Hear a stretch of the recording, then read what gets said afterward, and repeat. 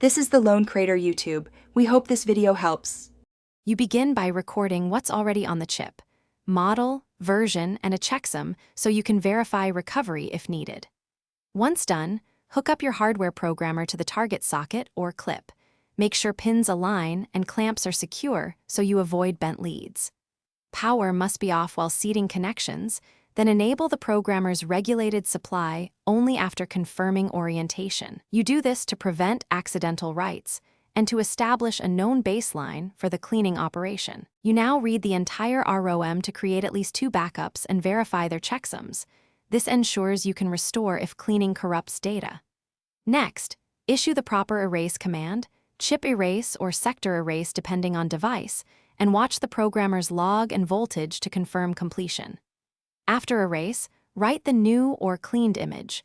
Write in small blocks if supported to reduce errors. Always follow up with a readback and checksum comparison so you know the flash was written correctly.